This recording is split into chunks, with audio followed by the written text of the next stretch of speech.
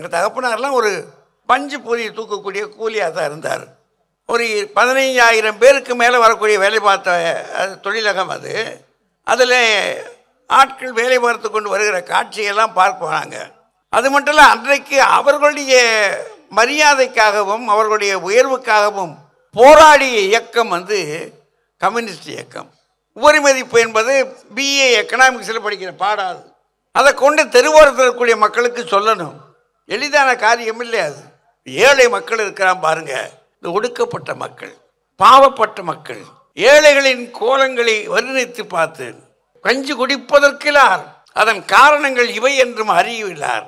பஞ்சமோ பஞ்சம் என்று பரிதவித்து உடல் துடிதுவித்து துஞ்சி வடிகிறாரே, அந்த ஏழைகளை பார்த்து அவர்களுக்காக பாடுபடுகிற இயக்கம் மலர வேண்டும். அந்த இயக்கமாக இருப்பது மார்க்சிய இயக்கங்கள்.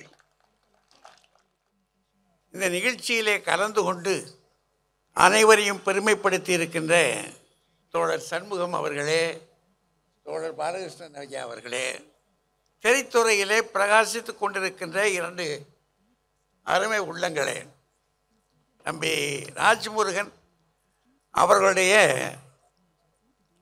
குக்கு என்ற படத்தை பார்த்துருக்கிறேன். அதிகமாக படம் பார்க்க முடியாது, ஆனாலும் ஒரு வாய்ப்பு. அந்த படத்தை பார்த்தபோது எனக்கு அவரை பற்றி ஒரு பெரிய மரியாதை ஏற்பட்டது. மாற்றுத்திறனாளிகளுடைய மனநிலையை புரிந்து கொண்டு அவர்கள் எப்படியெல்லாம் தங்களை பேசுவார்கள், தங்களிடத்தில் அவருடைய உணர்வோட்டங்கள் எப்படி இருக்கும், அதற்குள்ளே சில காதல் நிகழ்ச்சிகளெல்லாம் வைத்துக்கொண்டு அவர் அமைத்திருந்த அந்த படம் ஒரு அருமையான படம். அது எவ்வளவு வெற்றி பெற்றது என்று எனக்கு தெரியாது, ஆனால் வெற்றி பெற வேண்டிய படம் அது. ஒரு அருமையான படம் அது. அப்படிப்பட்ட படத்தை இயக்கியிருந்த தம்பி ராஜ்முருகன். இந்த பக்கம் தம்பி சசிகுமார் அவருடைய நாடோடிகளை பார்த்துருக்கிறேன். நாடோடிகளில் அவர் காதல் எப்படி இருக்கும், தோழமை என்றால் எப்படி, சும்மா வந்து போவதல்ல தோழமை, வாழ்க்கை முழுமையிலும் இருப்பது. தோழமை மட்டுமல்ல, காதலும் அப்படித்தான் இருக்கணும். ஏதோ உணர்ச்சி வேகத்துக்குள்ளே காதலை வச்சுக்கிட்டு அப்புறம் கலட்டி விடுற விவகாரம் இருக்கு பாருங்க, அவரை இவர் புரட்டி புரட்டி எடுத்த காட்சி இருக்கு இல்லையா, அதெல்லாம் உள்ளபடியே அது. ஏன்னா டாக்டர் பாலச்சந்தர் உடனே கூப்பிட்டு அவரை பாராட்டினார். அது எனக்கு இன்னும் ரொம்ப பெருமையாக இருந்தது. ஒரு படத்தில் ஒரு அருமையான வேலை பார்த்துருக்கிறாரு இவர் என்று. அப்புறம் அதுக்கு ஒரு படம் சுந்தரபாண்டியன், இப்படி சில படங்கள். ஏன்னா வீட்டில் போட்டு பார்க்கறது தான், திரையரங்குக்கு போக முடியாது, வீட்டுக்குள்ளே வர்றவ பார்த்துக்கிடுவோம். அந்த மாதிரி சில படங்களை நான் பார்த்துருக்கிறேன். இவர்களெல்லாம் ஒரு புதிய இயக்கத்துக்குள்ளே இருக்காங்க அப்படின்றத பார்க்கிற பொழுது எனக்கு ஒரு பெரிய மகிழ்ச்சி. இங்கே ஏராளமான தோழமை கட்சிக்காரர்கள் வந்திருக்கிறாங்க. அவர்களுக்கும் சரி, இருக்கக்கூடிய அன்பு தம்பிகள் பெரியவர்களுக்கு அத்தனை பேருக்கும் என்னுடைய பணிவான வணக்கத்தை முதற்கண் தெரிவித்துக் கொள்கிறேன். எனக்கு அநேகமாக பொது உடைமை இயக்கம் 1945 எனக்கு கொஞ்சம் பழக்கமான இயக்கம்தான். 45 அண்மையில் ஏன்னா காரணம் என்னன்னா, நாங்கள் ஒரு தொழிலாளி வீட்டு பிள்ளை, மதுரை மஜ்ரா கோர்ஸ்னு இப்போ சொல்கிறாங்க, அந்த காலத்தில் ஆர்வி மில்லுன்னு சொல்லுவாங்க. அந்த ஆர்வி மில்லில் வேலை பார்த்த கூலிகள், எங்கள் தகப்பனார்லாம் ஒரு பஞ்சு பொறி தூக்கக்கூடிய கூலியாக தான் இருந்தார். ஒரு சாதாரணமான வேலை.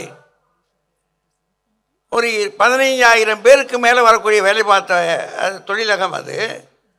அதில் ஆட்கள் வேலை பார்த்து கொண்டு வருகிற காட்சியெல்லாம் பார்க்க போனாங்க. அது மட்டும் இல்லை, அன்றைக்கு அவர்களுடைய மரியாதைக்காகவும் அவர்களுடைய உயர்வுக்காகவும் போராடிய இயக்கம் கம்யூனிஸ்ட் இயக்கம். அந்த காட்சியை நான் பார்த்துருக்கிறேன். அதை ஒரு ஏழை தொழிலாளிகள், அந்த ஏழை தொழிலாளிகளுடைய எழுச்சி இருக்க, அதை எப்படியெல்லாம் அவர்களுக்கு சொல்லணும். மார்க்சியம் என்பது அது ஒரு மேல்நாட்டு சித்தாந்தம். அதை உள்வாங்கிக் கொண்டு தமிழ் மக்களுக்கு சொல்லுவது என்பது எளிதான காரியம் இல்லை. இந்த சொன்னார் உபரி மதிப்புனார். உபரி மதிப்பு என்பது பிஏ எக்கனாமிக்ஸில் படிக்கிற பாடாது. அதை கொண்டு தெருவோரத்தில் இருக்கக்கூடிய மக்களுக்கு சொல்லணும். எளிதான காரியம் இல்லை அது. அது மட்டும் இல்லை, அன்றைய மார்க்சிஸ்டுகள் பேசிய சொற்கள் எல்லாம் ஆங்கில சொற்களை தன்மையப்படுத்தி கொண்டு வெகுஜனங்கள் அப்படின்வாங்க, ஒட்டுமொத்தமாக பார்த்தால் அப்படின்வாங்க. இப்படி பல சொற்கள், ஏராளமான சொற்கள் எல்லாம் சாதாரண மக்களுக்கு விளங்காது. விளங்காத சொற்களை வைத்துக்கொண்டே அவர்கள் தேவைக்கு இந்த ஏழை மக்கள் உட்கார்ந்துருப்பாங்க, பார்த்துக்கிட்டு இருப்பாங்க. அன்றைக்கு திரைப்படங்கள் போகிறதுக்கு காசு வேணும். அதுதான் உருப்படியான பார்க்குற வேலையாக இருக்கும். அன்றைக்கெலாம் 2.5 தான் டிக்கெட்டு, சாதாரண டிக்கெட்டு. ஆனால் 2.5 ஒரு பெரிய காரியம். ஏழைகளுக்கு அது பெரிய காரியம், அது கிடைக்காது. அது மட்டும் இல்லை, அந்த படங்களுக்கு போகிறதுக்கு வேற, அப்புறம் பொழுது போகுவதற்கு வேறு வழியே கிடையாது. அதனால் இந்த கட்சி கூட்டங்கள் எங்கே நடக்குதோ, அன்றைக்கு எதிர்கட்சியாக இருந்த ஒரே கட்சி மார்க்சிய இயக்கம்தான், பொதுவுடைமை இயக்கம். அந்த பொதுவுடைமை இயக்கத்துக்கு நாங்கள் அங்கே எங்கள் ஏரியா பூரா அதுதான் பொதுவுடைமைகள். அதனால் இந்த கூட்டத்தை கேட்குறதுக்கு போவோம். எனக்கு நல்ல நினைவு இருக்குது. 1945 ஆண்டு ஆகஸ்ட் 14 தோழர் பிஆரும் அவர் சங்கரையாவும் விடுதலை பெற்று சொன்னார் இல்லையா, அவங்க வந்து பேசுகிறது திலகர் திடலில் பேசுகிறாங்க. அந்த திலகர் திடலுக்கு நான் போயிருக்கிறேன். அப்போ ஒரு வயது எனக்கு சொல்லப்போனால் ஒரு 11 வயது இருக்கும். அந்த வயதில் போய் நின்று என்ன விளங்கி இருக்கும்ன்றது நீங்கள் தெரிஞ்சுக்கங்க. அவங்க பேசுகிற சொற்கள் எல்லாம் ஒன்றும் விளங்காது. ஆனாலும் எங்களுக்கு வேறு வழி கிடையாது, அதை கேட்டு தான் ஆகணும் அப்படின்னு சொல்லி போய் உட்காந்து கேட்போம், இடைவிடாமல் கேட்போம். அந்த நம்ம அம்மா இருக்காங்களே, ஜானகி அம்மா வந்து நாங்கள்லாம் ஒன்றா பேசியிருக்கிறோம். எங்கே இதுக்கிட்ட தேவி டாக்கீஸ் பக்கத்தில் தோழர் ஜீவாவோட பல கூட்டங்கள் பேசியிருக்கிறோம். அவருடைய பேச்சை 62 நான் கேட்டிருக்கிறேன். பாரதியை பற்றி அவர் பேசுகிற பேச்சு. இப்படி தொடர்ந்து இந்த இயக்கத்தை விடைவிடாமல் கேட்கக்கூடிய ஒரு வாய்ப்பு. நான் 62 ஆசிரியனாக போன பிற்பாடு எனக்கு மேடை கிடைத்தது கலை இலக்கிய பெருமன்றத்தினுடைய மேடை தான். கலை இலக்கிய பெருமன்றம் என்ற ஒன்ற அமைப்பை தோழர் ஜீவா உருவாக்கியிருந்தார். அந்த இயக்கத்துடைய அமைப்பில் எட்டயபுரத்தில் தொடங்கி இந்த பக்கம் புதுக்கோட்டை தொடங்கி பல்வேறு ஊர்களுக்குள்ளாக நாங்கள் போயிருக்கிறோம். ஏராளமான பேச்சு. அப்போது இந்த ஏழை மக்களுடைய வாழ்க்கையை படம் பிடித்து காட்டுறது. அப்போ ரொம்ப வலுத்தமான பேச்சாளர்கள் அப்படின்னு சொன்னால் அன்றைக்கி திராவிட முன்னேற்ற கழகத்தின் பேச்சாளர்கள் தான். மக்கள் கேட்கறது அவர்களுடைய பேச்சைத்தான் கேட்பாங்க. ஆனால் ஆவேசமாக அடி வைத்திருந்து என்னதான் சொல்கிறோம்ன்றத உணர்ச்சி வேகத்தில் கூடியிருக்கிறவர்களாம் அச்சமும் பேடிமையும் அடிமை சிறுவதையும் உச்சத்தில் கொண்ட ஊமை ஜனங்களுக்கு இடையே கொடுமையையும் வறுமையையும் கூடைகளை வெட்டிவை, கொஞ்ச நெஞ்ச பயம் இருந்தால் மூலைகளை கட்டிவை, நெடுங்கமலை தீர்ந்ததென்று நெஞ்சில் எழுதி ஒட்டிவை, நெருஞ்சி காற்றை அழித்ததில் நெல்லுவதையை கொட்டிவை என்று கவிதை வேகத்தோடு கூட பாடுகின்ற ஆவேச பேச்சுக்கள் எல்லாம் கம்யூனிஸ்டுகளிடத்தில் இருந்துச்சு. அன்றைக்கு ரொம்ப ஆவேசமாக பேசுவாங்க.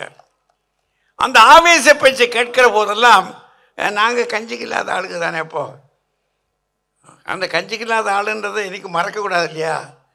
அதனால அதை கேட்கிற போதெல்லாம் சரி நமக்கு ஒரு நல்ல காலம் வரும், ஒரு எழுச்சிமிக்க காலம் வரும் என்று எதிர்பார்த்து காத்திருந்த காலங்கள் அது. தோழர் ஜீவா அழைத்த போது நாங்கள் எல்லாம் கலை இலக்கிய பெருமன்றத்தில் அதுக்கு தான் போக முடியும். இப்போ அந்த திராவிட இயக்கத்தினுடைய பேச்சாளர்களுக்கு முன்னே ரொம்ப கடினமான நிற்கக்கூடிய நிலை, இந்த பேச்சவங்கிட்ட போய் சேர்றதே ரொம்ப கஷ்டம். அந்த சமயத்தில் நாங்களுக்கெல்லாம் ரொம்ப வசதியாக பாட்டு எடுத்துக்கிடுவோம். எப்படி பாட்டுனா, பெரும்பாலும் நாங்கள் மிஜிரா கோர்ஸு, நான் மிஜிரா கோர்ஸு தானே சொன்னேன் இல்லையா, அங்கே எடுக்கக்கூடிய மக்கள் சம்பளம் வாங்கிட்டு வர்ற அன்னைக்கு 1ஆம் தேதி சம்பளம் போடுற அன்னைக்கு 1லிருந்து தொடர்ந்து சம்பளம் இருக்கும். வாசலில் 2 கூட்டம் நிற்கும். ஒன்று, இந்த பையன் எங்கிட்டும் போயிடக்கூடாதுன்னு சொல்லி பெற்றோர் ஒரு சத்தம் வந்து நிற்பாங்க. இன்னொரு கூட்டம், இவனுக்கு கடன் கொடுத்தவன் ஏரியாவிலேருந்து இவன் தப்பிச்சு போயிடக்கூடாது, வட்டியோடு வசூல் பண்ணணும் அப்படின்னு நிற்பான். இந்த காட்சியை நான் பார்க்குற போதெல்லாம் எங்களுக்கு பட்டுக்கோட்டை கல்யாண சுந்தரத்தினுடைய பாட்டு ஞாபகத்துக்கு வரும்.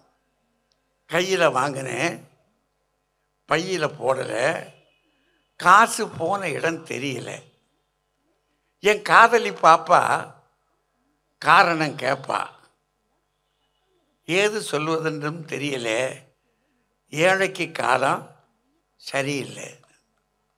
அவன் பாடின அந்த பாட்டு இருக்கு பாருங்க, அதில் அவன் சொல்லக்கூடிய ஒவ்வொரு சொல்லும் மாதம் 30 நாளும் உழைச்சி, வறுமை பிடிச்சி, உருவம் இழைச்சி காசை வாங்கினா கடங்காரன் எல்லாம் கணக்கு நோட்டோடு வந்து நிற்கிறான். வந்து எனக்கு உனக்குன்னு பிக்கிறானா.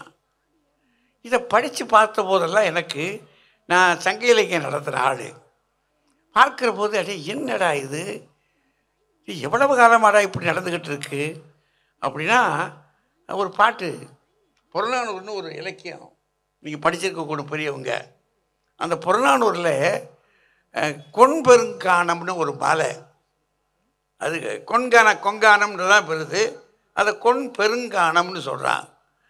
அந்த மலைக்கிட்ட ஒரு புலவர் போகிறாரு, மோசி கீரனார்னு அவன் பேர். இந்த மோசி கீரனார்ன்றவர் ஏற்கனவே நீங்கள் படிச்சிருக்கலாம். அவர் வந்து சேரமான் அவனுடைய அவையில் பசிக்கொடுமையில் எங்கே படுக்கிறது தெரியாமல் அவனுடைய முரசு கட்டில் போய் படுத்துருவார். முரசு கட்டில் என்பது வீரத்துக்குரிய அடையாளம், அது தொடக்கூடக்கூடாது. ஆனால் அதில் போய் இவர் வச்சு பேசாமல் ஒன்று படுத்துடுவார், வேறு வழி இல்லை, ஒரு இது தெரியாது. அதில் படுத்த உடனேயே திடீர்னு மன்னன் வந்து பார்க்குறான், இல்லைடா இதுவே முரசு கட்டில் இருக்கானேன்னு சொல்லி வாழை உருவி அவனை வெட்டுறானா. கிட்ட போய் பார்த்த போது தான் தெரியுது இவன் புலவன் அப்படின்னு. அட பாவி, கஞ்சிக்கு இல்லாமல் வந்திருப்பான், பசியில் படுத்துட்டான் போல இருக்கு, கூடாதுன்னு அவனுக்கு இவன் சாமரம் வீசுகிறான். சாமரம் வீசினதை பார்த்துட்டு எந்திரிச்சு, அதுவும் சாலும் நவள் தமிழ் முழுது அறிதல் அப்படின்னு அந்த மோசிகரனான்ற புலவன் பாடுவான். அந்த புலவன் கொன்பெருங்கானம்ன்ற மலைக்கிட்ட போகிறான். போய் அந்த மலையை ஆண்டு கொண்டு இருக்கிற ஒரு சின்ன சின்ன குறுநில மன்னன் அவங்கிட்ட பாடுறான் அவனை பற்றி. அடே, உன் மலையை சுற்றி 2 கூட்டம் இருக்குடானா. இந்த 2 கூட்டம் இருக்குடான்னு சொன்ன உடனே எனக்கு மதுரை மிஜிரா கோர்ஸ் பக்கத்தில் 2 கூட்டம் நின்ன காட்சியை பார்த்து ஞாபகம் வந்துடுச்சு. ஓஹோ, இதில் 2 கூட்டம் சொல்கிறானே வேணே. என்னடா 2 கூட்டம் அப்படின்னா, ஒரு கூட்டம் திரை கொண்டு வந்து இருக்கக்கூடிய ஆட்கள், உன்னிடத்தில் கைதாகி இருக்கக்கூடிய ஆட்கள் இருக்கானே, அவனுக்கு ஈடாக பணத்தை கொடுத்து விட்டு அவனை மீட்டு கொண்டு போவதற்காக வந்திருக்கக்கூடிய ஒரு கூட்டம் நிற்கிது. ஒரு கூட்டம் அது. இன்னொரு கூட்டம் என்ன அப்படின்னா, உங்கள்கிட்ட பரிசு வாங்க வந்திருக்கிறார்களே புலவர்கள், அந்த புலவர்களுக்கு கடன் கொடுத்தவரெல்லாம் வந்து நிற்கிறான். அந்த புலவர்களுக்கு கடன் கொடுத்தவனெல்லாம் வந்து நிற்கிறான். அதுக்கு என்ன சொல்றாங்கன்னா, 2 நன்குடைத்து கொன்பெருங்கானம்னா. 2 கூட்டம் இருக்கு. ஒரு கூட்டம் மீட்டு செல்வதற்காக இருக்கக்கூடிய வீரர்கள் கூட்டம், இன்னொரு கூட்டம் புலவர்களுக்கு கடன் கொடுத்தவர்களை அவங்ககிட்ட இருந்து பணத்தை பறிப்பதற்காக. நீ கொடுக்குற கொடை இருக்குல்ல, அந்த கொடையை, இந்த பாட்டை எதுக்காக பாடுறான்? நிறையா பேர் காத்திருக்காண்டா, கொஞ்சமாக கொடுத்துடாது, நான் அவங்களுக்கு கொடுத்தது போது தான் வீட்டுக்கு கொண்டு போக முடியும் என்பதை குறிப்பாக சொல்கிற மாதிரி அவன் போட்டிருக்கான் பாருங்க. இந்த பாட்டிலெல்லாம் வறுமையை சுட்டி காட்டுறான். நமக்கு கீழடி பெருமையானது தான், நாகரிகம் செழித்தது தான், பாராட்டப்பட வேண்டிய இடங்கள் அவையெல்லாம் வியாபாரிகள் வணிக பெருமக்கள் வாழ்ந்த இடங்கள். அது செல்வந்தர்கள் குடியிருந்த இடங்கள். இன்றைக்கும் செல்வந்தர்கள் குடியிருக்கிற இடங்கள் இருக்கு. அந்த குடியிருந்த இடங்களை வைத்துக்கொண்டு இந்திய நாகரிகத்தை நம்ம அளந்து விட முடியாது. ஏழை மக்கள் இருக்கிறான் பாருங்க, அந்த ஏழை மக்கள் எங்கெங்கே இருக்கிறார்களோ அவர்கள் இந்த ஒடுக்கப்பட்ட மக்கள், பாவப்பட்ட மக்கள், ஏழைகளின் கோலங்களை வர்ணித்து பார்த்து கஞ்சி குடிப்பதற்கிலார் அதன் காரணங்கள் இவை என்றும் அறியவில்லார். பஞ்சமோ பஞ்சம் என்று பரிதவித்து உடல் துடிது வைத்து துஞ்சி வடிகிறாரே, அந்த ஏழைகளை பார்த்து அவர்களுக்காக பாடுபடுகிற இயக்கம் மலர வேண்டும். அந்த இயக்கமாக இருப்பது மார்க்சிய இயக்கங்கள், பொது உடைமை இயக்கங்கள். நாங்கள் பார்த்த காலத்தில் ஒருபுறம் செஞ்சினம் உதயமாகி கொண்டிருக்கிற காலம் அது, இன்னொரு புறம் சோவியத் குடியரசு மிக பிரமாண்டமாக வளர்ச்சி அடைந்த காலம் அது, இன்னொரு புறம் Hungary, Poland, Romania, Czechoslovakia, Bulgaria, Yugoslavia, எல்லா இடங்களிலும் கம்யூனிசம் பூத்து கிடந்தது. ஆனால் இன்றைக்கு நான் திரும்பி பார்க்கிறேன். திரும்பி பார்க்கிற பொழுது எங்கெங்கோ இருந்ததெல்லாம் காணோம். அப்படின்னா எங்களுடைய முதுமையைப் போலவே அதுவும் தளர்ந்து கொண்டிருக்கிறதா? எழுச்சி வர வேண்டாமா? ஏனென்றால் இல்லாத மக்களுக்கு, வறுமை படித்திருக்கின்ற மக்களுக்கு, பாட்டாளி மக்களுக்கு, பாவப்பட்ட ஜனங்களுக்கு, உழைப்பு கொடுத்துவிட்டு ஒன்றும் பெற முடியாமல் இருக்கின்ற ஏழைகளுக்கு பாடுபடுற இயக்கமாக இருக்கக்கூடிய இயக்கங்கள் மலர்ச்சி வர வேண்டாமா? ஆக இந்த இயக்கங்கள் வளர வேண்டும் என்ற ஆசை எனக்குள்ளே உண்டு. அதனால்தான் அழைத்த போது நான் உடனே ஒத்துக்கொண்டேன். உங்களை பார்க்கிற போது மிகுந்த மகிழ்ச்சியாக இருக்கிறது, நெஞ்சு மகிழ்கிறது. நீண்ட நேர பேச்சுக்கு இது இடமில்லை, அதையும் நான் அறிவேன். ஏனென்றால் கொஞ்ச நேரம் ஆயிடுச்சுன்னா அப்புறம் கையை காட்டிடுவாங்க. இருக்கிற நிலைமை பார்க்கிற பொழுது எனக்கு தோன்றுவதை மட்டும் இங்கே ஒரு வார்த்தை 2 வார்த்தை சொல்லிவிட வேண்டும். இனி இந்த மண்ணிலே கம்யூனிஸ்ட் இயக்கங்கள் ஒன்றாக இருப்பது மட்டுமல்ல, மார்க்சிய இயக்கங்கள் மலருவதால் மட்டும் பற்றாது, பெரியார் இயக்கங்கள் பெருதி வேண்டும். பெரியாரை ஏற்றுக்கொள்வது மட்டுமல்ல, அம்பேத்கர் இயக்கம் இங்கே மண்ணு உண்டாக வேண்டும். இந்த 3 பதாகைகளின் கீழே தான் இந்த மனிதர்கள் எழ வேண்டும். நாளைய உலகம் இப்படி போனால்தான் இந்த மண் செழிக்கும். தனித்து நின்று எதிர்க்கட்சியாக டெல்லி பாராளுமன்றத்தில் நின்று கொண்டிருந்த கம்யூனிஸ்ட் இயக்கத்தை அங்கே உறுப்பினர்களே இல்லையா என்று எண்ணுகிற அளவிற்கு 1-2 பேரை வைத்திருக்கக்கூடிய இயக்கமாக மாறிவிட்டது என்று சொன்னால் யோசித்து பாருங்கள். நாம் உற்சாகப்படுவதற்கான நேரம் இது. உற்சாகப்படுத்தவும் தான் வேண்டும். ஆனாலும் கூட மிக பணிவாகவும், ஆனால் அதே நேரத்தில் என் மனத்தில் இருக்கிறதை துணிவாகவும் சொல்லிக் கொள்கிறேன். சிந்தித்து பாருங்கள், செயல்படுங்கள். இனி தனித்து போராடி பயனில்லை. காலங்கள் மிக கொடுமையாக வந்து கொண்டிருக்கின்றன. போர்க்களங்கள் மிக கடுமையான போர்க்களங்கள். இதில் எந்த அளவிற்கு இணைந்து செயல்பட வேண்டும் என்பதை, இணைந்து செயல்படுவதில் தான் நாளைய உலகம் புதிய உலகமாக மறுவதற்கு வாய்ப்பு கிடைக்கும்.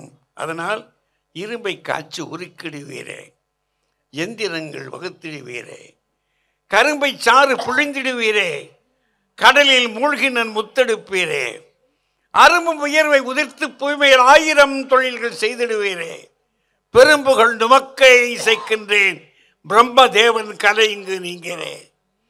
பாட்டும் செய்யலும் கோத்திடுவீரே, பரதநாட்டிய கூத்திடுவீரே. காற்று மைய பொருள்களின் உண்மை கண்டு சாத்திரம் சேர்த்திடுவீரே. நாட்டிலே அறம் ஊட்டி வைப்பீரே, நாடும் இன்பங்கள் கூட்டி வைப்பீரே. தேட்டமின்றி விழியதில் காணும் தெய்வமாக விளங்குவீர் நீரே என்று கூறி உழைக்கின்ற மக்களின் திருப்பாதங்களை சேவித்து வணங்கி வாழ்த்தி விடைபெறுகிறேன். நன்றி, வணக்கம்.